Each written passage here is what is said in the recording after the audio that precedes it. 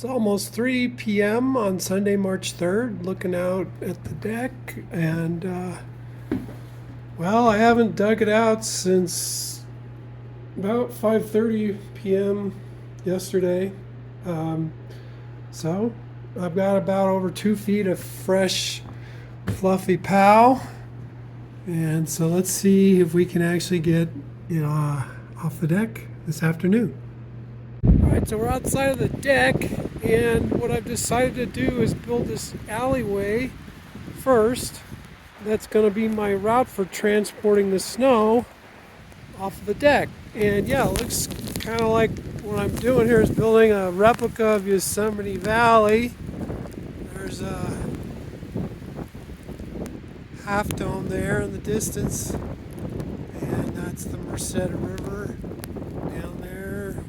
So we've got about 3 feet of snow up here accumulated on the deck. Yeah, you can imagine if I hadn't done any snow removal on the deck in the last 4 days of this blizzard, probably looking at about 7 or 8 feet. So that's why I'm doing this at least a half dozen times in these last 4 days. Just load up my snow scoop repeatedly and just drag it on down my road, my little valley, U-shaped valley. You can easily drag it. Oh geez, just fell in the post hole. And we just push it out and pull. As we get good at this, we can actually break off a really nice big piece to be more efficient. Okay, we're making good progress with our Yosemite Valley project here, expanding the valley. There's Half Dome still, might be El Capitan, Royal Arches down there, who knows. But all this snow sediment is getting transported down the U-shaped valley, Merced River, passing through the foothills here,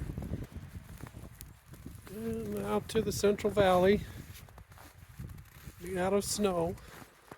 We call it the Delta.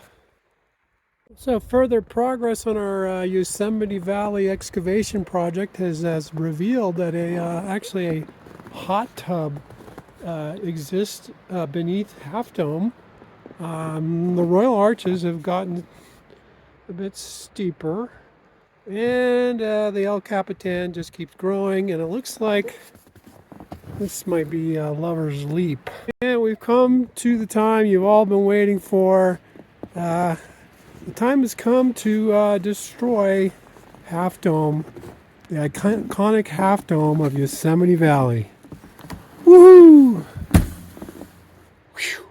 Well, Half Dome is a lot more voluminous than I kind of expected. I'm maybe halfway through the excavation. I'm seeing evidence that Half Dome was largely created by wind-blown deposition. See, we have a lot of wind and snow. All right, the almighty creator of Yosemite Valley made of snow has succeeded in creating and destroying Yosemite Valley made of snow. In one late afternoon, discovered a hot tub underneath Half Dome, which is going to be quite useful, as well as the snowblower under El Capitan. Good night.